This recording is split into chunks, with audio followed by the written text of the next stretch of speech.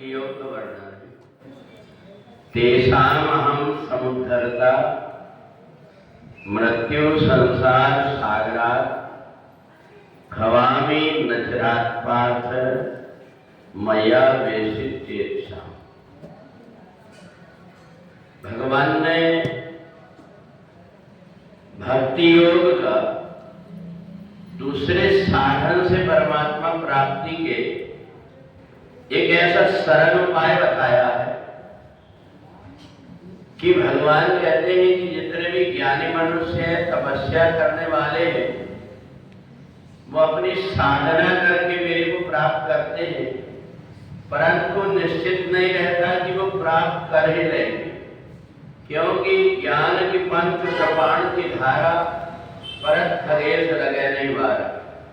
जो ज्ञानी मनुष्य होता है कब गिर जाए, वो जो साधना करने वाला होता है कब गिर जाए, कहां तक पहुंच करके और फिर जीवन उसका नष्ट हो जाए, ये कह नहीं सकते। परंतु भक्ति करने वाला व्यक्ति जिसने अपने मन को मेले में लगाया, भले वो मेरे लिए एक घड़ी आधी घड़ी जितना भी समय निकाल करके मेरी सेवा कर लेता है, ये देखता है कि परमात्मा मेरे हैं ऐसा मान करके उनकी जो सेवा करने लगता है, और जो दूसरे प्रकार के प्रपंच से अपने मन को हटा करके गीता पाठ में ध्यान दे करके और मेरी वाणी को सुन लेता है, उसके उद्धार करने की जिम्मेदारी मेरी होती है। हम जितना भी प्रयत्न कर लें, पता नहीं हमसे कौन सी चूक हो जाए।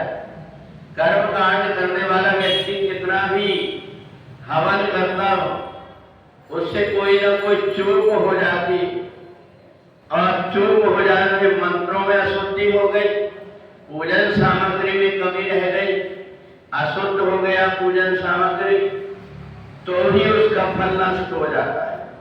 परंतु भक्ति का एक ऐसा मार्ग है, उठते बैठते चलते फिरते जो परमात्मा की भक्ति करता है, उस व्यक्ति का कभी पतन होता ही नहीं।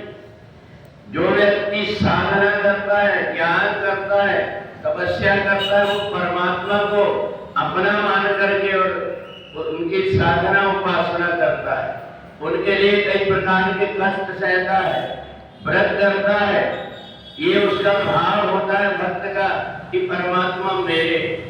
पर भक्ति मार्ग में उल्टा, भक्ति मार्ग में जो भी परमात्मा की भक्ति करता है, परमात्मा सोचते ये मेरा है, और बस हमारा नाता हम कब परमात्मा से जोड़े कब छोड़ दे, इसका कोई विश्वास नहीं रहता। परंतु जो परमात्मा जिसको अपना मान लेते, अर्थात जो परमात्मा का हाथ पकड़ता है, उसका हाथ कमजोर होकर के कब छूट जाए कोई ठिकाना नहीं। पर जिसका हाथ परमात्मा पकड़ते हैं वो भक्ति योग कहलाता है, भक्त कहलाता है। वो उसके हाथ को परमात्मा चला करके और उसका उद्धार कर देते हैं। और इसलिए परमात्मा की भक्ति में मन हर व्यक्ति का नहीं लगता। क्यों नहीं लगता?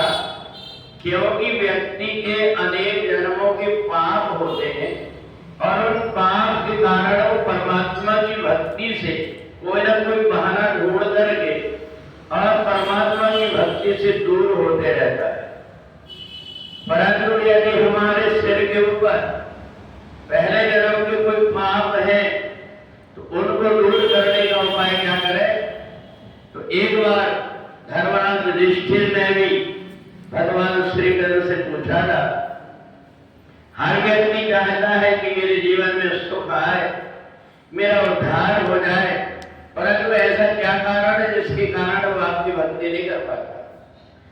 भगवान ने कहा उसके पूर्व जन्म के किए हुए कर्म उसको बोझ जैसे सिर के ऊपर रखे रहते हैं, और वो कहीं न कहीं प्रकार से मेरे सत्संग से, मेरी साधना से वंचित होकर के भटकते रहता है। तो कहा ये पाप कैसे दूर होंगे? तो भगवान ने कहा वैसे तो कई उपाय है, पर एकादशी का जो व्रत होता है, वो एकादशी का व्रत सब व्रतों से श्रेष्ठ कहलाता है। पक्ष में जो एकादशी आती है उसका नाम पाशांकुशा एकादशी, अर्थात पाप में अंकुश लगाने वाली एकादशी। जो व्यक्ति इस एकादशी के दिन गीता का पाठ सुन लेता है, भगवान के कीर्तन कर लेता है, ओम नमो भगवते वासुदेवाय का जाप कर लेता है, इतने करने मात्र से उसके पाप नष्ट हो जाते हैं। और इसलिए कैसा से कैसा भी पाप क्यों ना हो, परंतु जो व्यक्ति पाशांकुशा एकादशी के दिन भगवान के दर्शन करके और एकादशी महात्मा की कथा सुन लेता है, अपि केशी पापेभ्यः सर्वेभ्यः पाप कृत्वा, पापी से पापी व्यक्ति का उद्धार हो जाता है। इसलिए ये मासीन मास के शुक्ल पक्ष की एकादशी है। जैसे हम गंगा में स्नान करते हैं तो हमारे पाप शरीर के नष्ट हो जाते हैं, परंतु जो एकादशी महात्मा की कथा सुन करके भगवान श्री कृष्ण की आरती पूजन कर लेता है, उनके दर्शन कर लेता है, उसके मन के भी और शरीर के भी सब प्रकार के पाप छूट जाते हैं। बोले वृंदावन बिहारी लाल।